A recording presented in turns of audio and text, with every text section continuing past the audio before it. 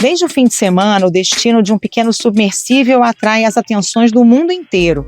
A embarcação, de tamanho similar ao de um carro, desapareceu quando tentava chegar aos destroços do Titanic, que estão a mais de 3.500 metros de profundidade. Desde então, equipes de resgate varrem o Oceano Atlântico em busca de pistas do Titan. A bordo estavam 5 pessoas, incluindo um oceanógrafo, um aventureiro profissional e o dono da empresa OceanGate, responsável pela expedição. Na superfície, as questões sobre o submersível se acumulam. Ele era realmente capaz de mergulhar tão fundo? O que aconteceu com a comunicação com a superfície? E será que há chances de encontrar a tripulação ainda com vida? As condições para os tripulantes são as mais adversas. O fundo do oceano é muito frio. Lá dentro, os passageiros podem estar enfrentando aí uma temperatura de 5 graus. E não há iluminação do sol. É um breu total. Falta água, comida e o estoque de oxigênio está acabando.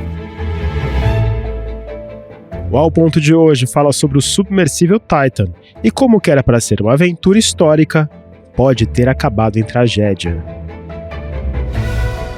Neste episódio, a gente conversa com a repórter Thaís Guimarães, da Editoria Mundo, e com o capitão de Mar-e-Guerra da Marinha, Luiz Eduardo Cetrim Maciel. Eu sou Carolina Moran. Eu sou o Felipe Barini. O Ao Ponto de 22 de junho de 2023 começa agora. Vem com a gente.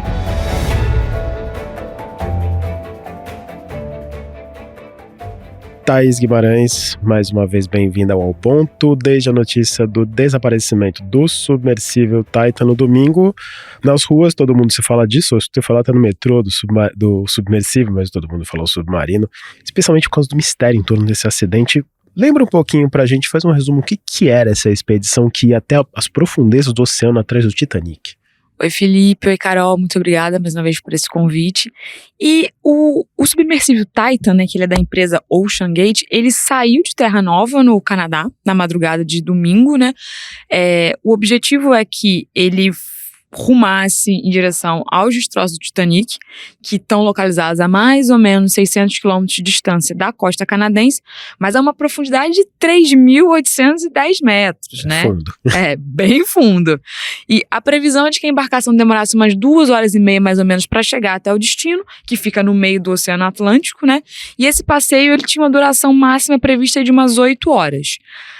Tecnicamente, o Titan, ele é um submersível, como você falou, ele não é um submarino, propriamente dito, né? O que significa que ele depende de um barco de superfície para ajudar na operação, né? Enquanto o submarino ele é autônomo, mas ele não vai tão profundo quanto o submersível precisa desse barco. Então, o Titan ele contava com um barco de apoio chamado Polar Prince, para o qual ele tinha que enviar mensagens a cada 15 minutos, assim que ele começasse a descida, né? E assim foi feito até mais ou menos 1h45. A partir desse ponto, a comunicação foi perdida, né? E não se tem mais registros do Titan, sabe? Que ele estava, pelo tempo, ele estava mais ou menos próximo já aos destroços, mas não se sabe a localização precisa, né? E ele acomodava 5 pessoas no interior, né? Sendo um piloto e 4 passageiros, e a ideia é que eles conseguissem circundar os destroços, fazer um passeio ali embaixo, um passeio submarino, né, e que os destroços eles seriam avistados por um pequeno visor de mais ou menos 50 centímetros que tem nesse submarino. Eles não iam deixar a submarino. É impossível, a quase 4.000 metros de profundidade, um ser humano mergulhar. Isso não acontece, né? E depois disso, eles retornariam em segurança para a costa canadense. Isso 8 horas, mais ou menos, prevista, como eu disse. Só que não foi o que aconteceu, como a gente sabe, né?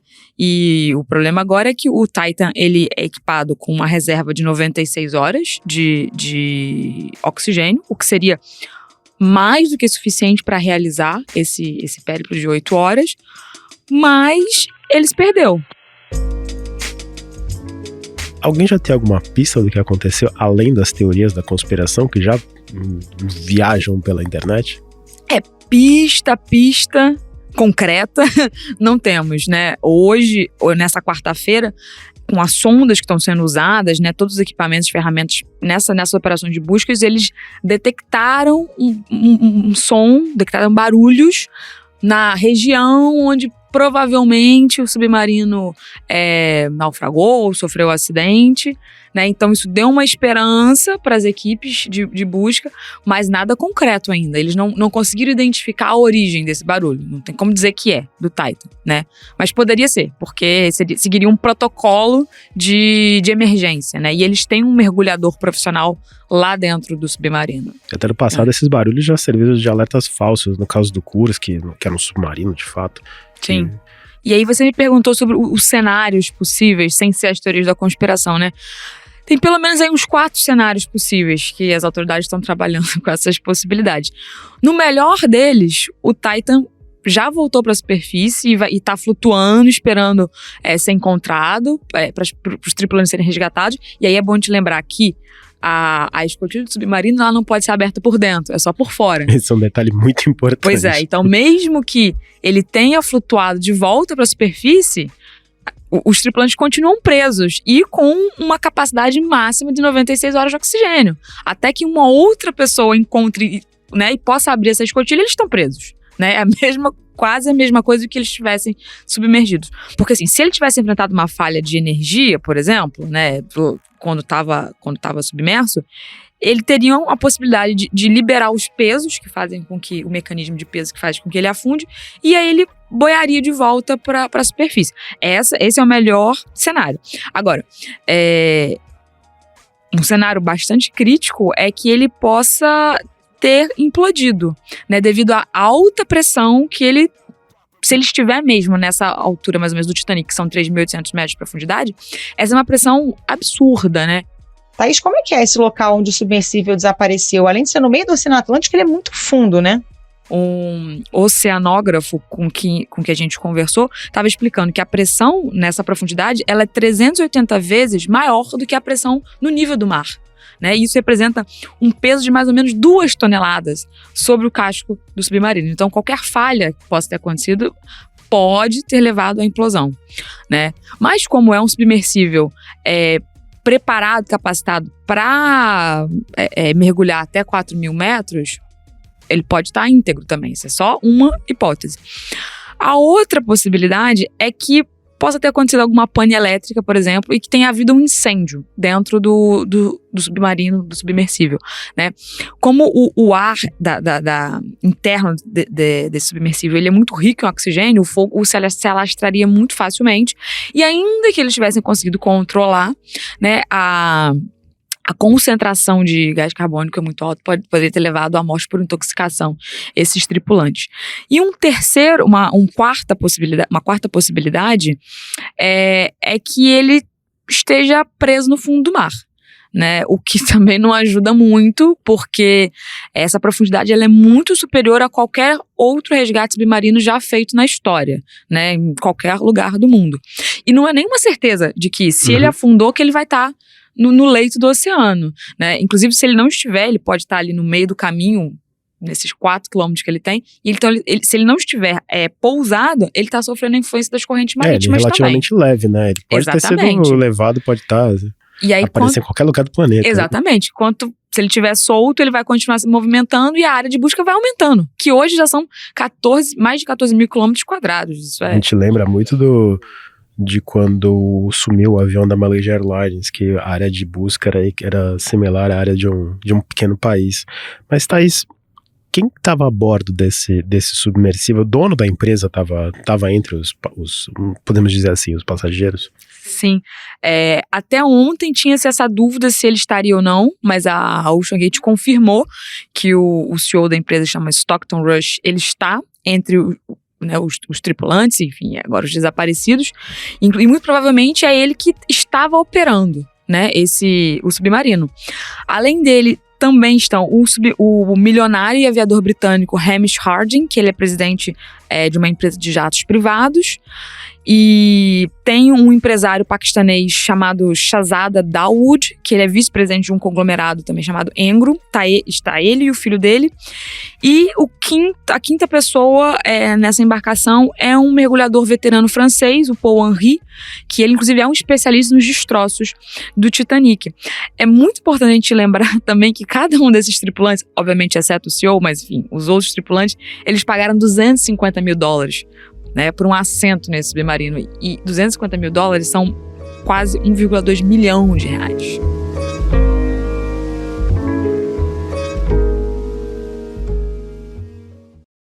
O fundador e diretor executivo da empresa criadora do Titã, Stockton Rush, também estaria participando do primeiro mergulho do submersível este ano. Em 2017, ele deu uma entrevista dizendo que a OceanGate não faria operações turísticas, mas sim explorações arqueológicas e de pesquisa da vida marinha profunda.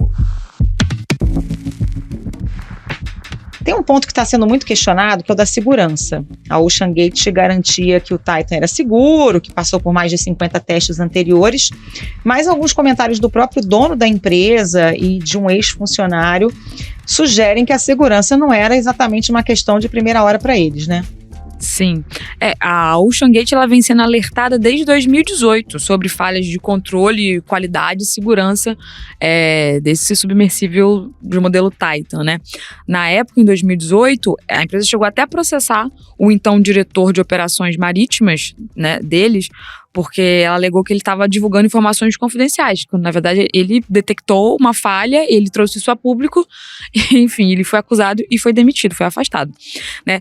Nessa mesma época, também por volta de 2018, um grupo de mais de 30 pessoas, isso incluía industriais, exploradores, oceanógrafos, exploradores de oceano, eles alertaram para a OceanGate que a abordagem, entre aspas, experimental que eles vinham fazendo com essa embarcação, prescindindo de uma avaliação tradicional, né, de riscos, ela poderia levar a problemas potencialmente catastróficos.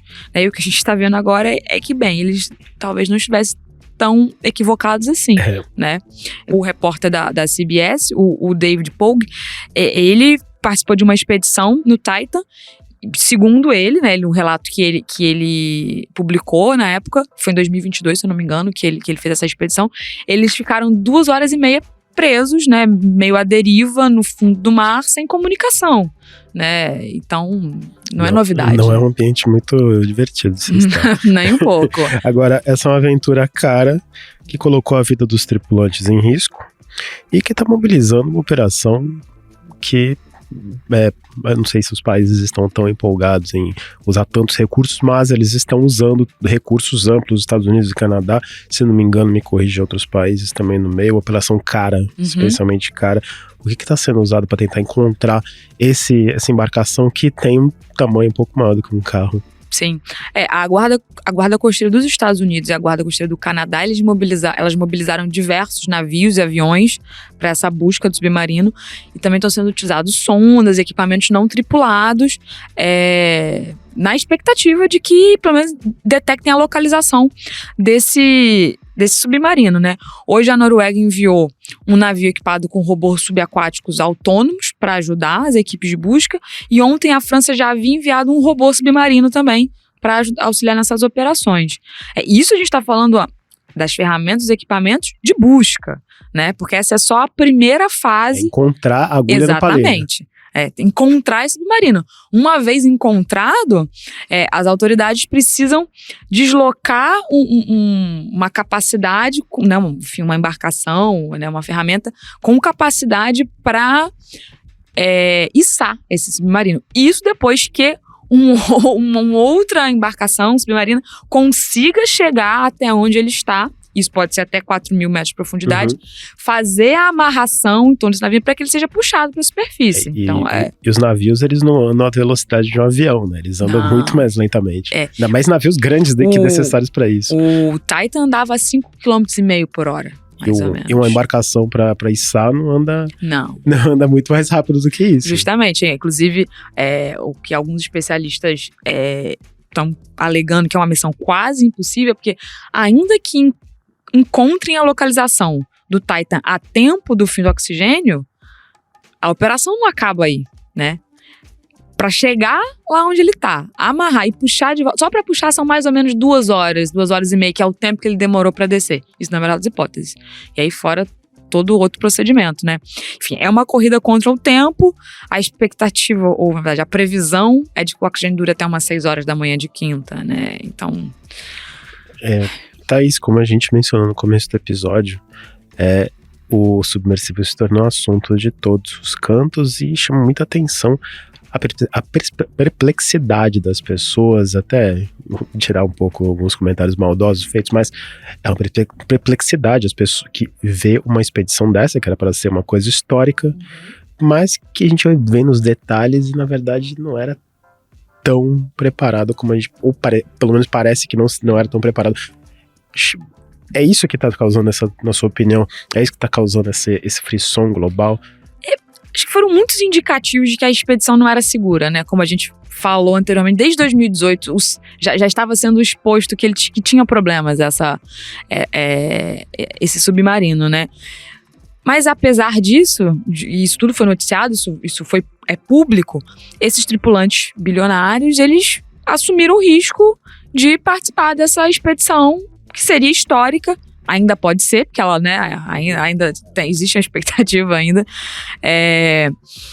Bem, e agora as autoridades canadenses e americanas estão tendo que correr contra o tempo para tentar encontrá-los e, principalmente, resgatá-los com vida, né? É uma missão quase impossível, como eu disse, mas ainda tem um fiapo de esperança e tudo pode acontecer até amanhã, às 6 horas. Ou hoje, quando você tá... Ou hoje, na verdade. Ou hoje, quando você ouvinte tá ouvindo aqui o nosso podcast.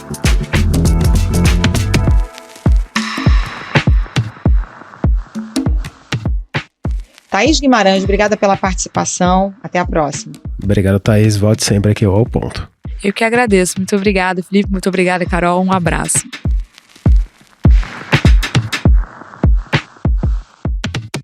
Ele tem que descer o equivalente a 4,5 vezes o Burj Khalifa, o maior prédio do mundo, ou todo o Monte Fuji, no Japão, embaixo do oceano, até chegar nos destroços do Titanic, que naufragou em 1912.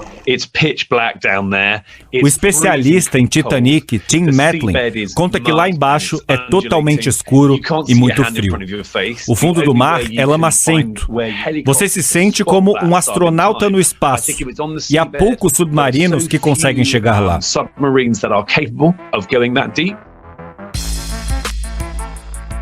Comandante Cetrin, muito obrigado aqui por participar do Ao Ponto, seja bem-vindo. Antes da gente entrar um pouco mais no caso Titan, queria uma explicação do senhor.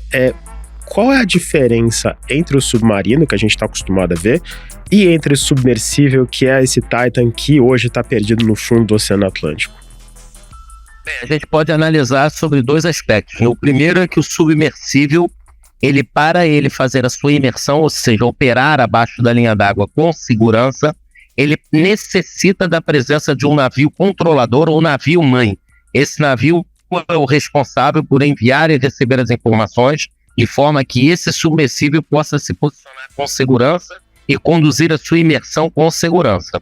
Outro aspecto interessante é que ele, por ser projetado para exploração e pesquisa, ele pode mergulhar em profundidades consideradas muito grandes, que é o caso concreto que a gente está tratando agora, que é a investigação lá nas proximidades do destroço do Titanic, que está a 3.800 metros de profundidade.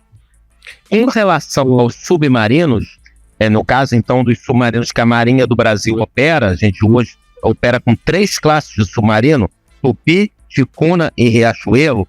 Por ele ser projetado para operações militares, ele pode conduzir a sua imersão em segurança sem a presença desse navio de apoio. E, em segundo plano, as operações militares não são conduzidas em altíssima profundidade. Há uma limitação maior com relação a isso, que nos leva a crer que qualquer eventualidade com um submarino militar ocorreria numa profundidade menor.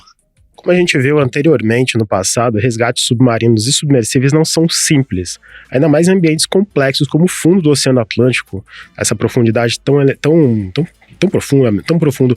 Em uma situação como essa, o que pode ser feito pelas equipes de salvamento? Há equipamentos para se chegar tão fundo para retirar um equipamento relativamente pequeno desse local? Sim, especificamente tratando em termos de uma operação dessa envergadura, que é considerada pela Marinha do Brasil uma das operações mais complexas a serem conduzidas, a primeira fase seria localizar esse submarino. O segundo ponto é que nós chamamos da fase de salvamento. A ideia, a partir desse momento, é a gente verificar o estado de saúde dos tripulantes e, num segundo grau de importância, resgatar essa unidade que está no fundo do oceano. Especificamente pensando em termos desse submersível, qual é o ponto positivo aí? Porque ele pesa relativamente muito pouco.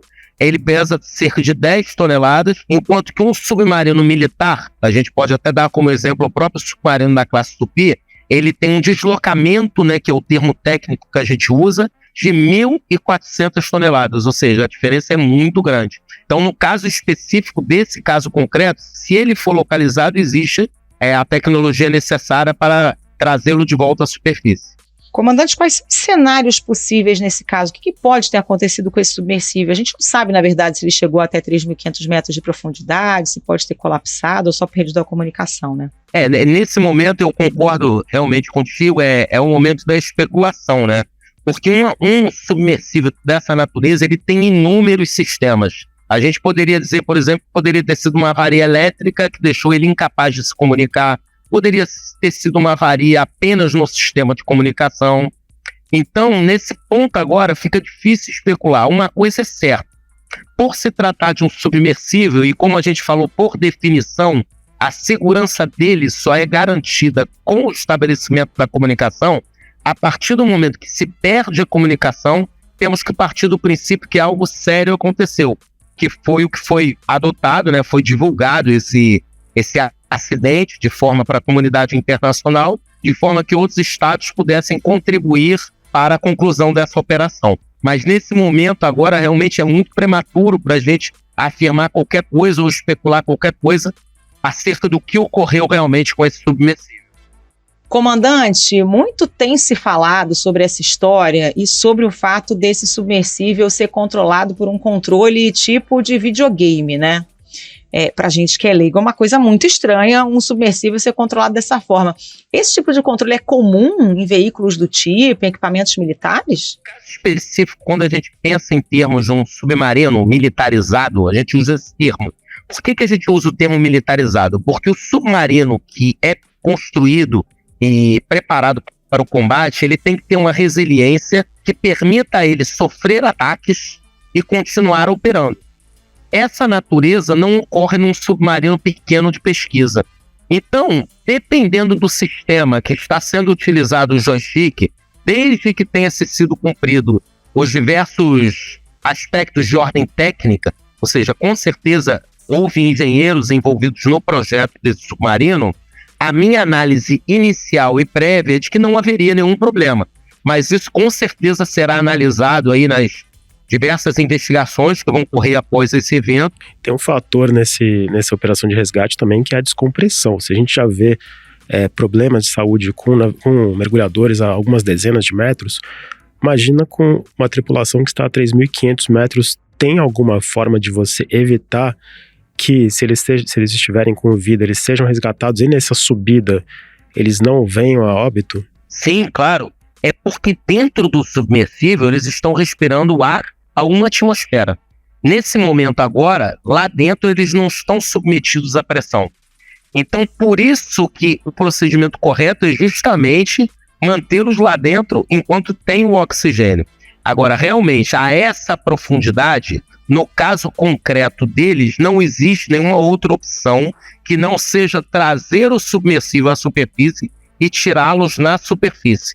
Pois qualquer tentativa de que eles pudessem eventualmente subir de 3.800 metros até a superfície levaria a uma doença descompressiva que poderia levar até a óbito. Agora, comandante, tripulações de submarinos militares são treinadas para eventos de crise, sabem o que fazer caso um acidente aconteça. Só que a gente está falando de 5 pessoas, a maioria sem treinamento prévio, num veículo do tamanho de um carro de passageiros. Isso pode dificultar as chances de sobrevivência em caso de acidente? Eu acho que é um pouco prematuro a gente fazer esse tipo de associação, porque realmente, nesse momento agora, as pessoas envolvidas no procedimento de busca e salvamento são profissionais. São tanto o governo americano quanto o governo canadense. Então, eu acho que essa antecipação de juízo de valor antes da investigação pode ser assim... A gente ainda não tem os elementos para poder chegar a alguma conclusão com relação a isso.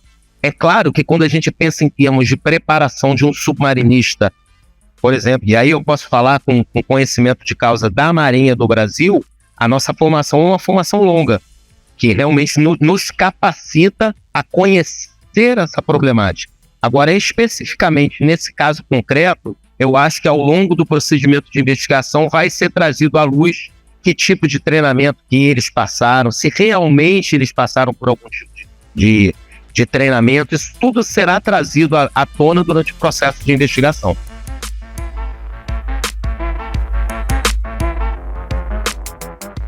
Capitão de Mar e Guerra Luiz Eduardo Cetrim Maciel, muito obrigada pela participação, bom trabalho para o senhor. Volte sempre, as portas estão sempre abertas. Eu agradeço e uma boa tarde a todos.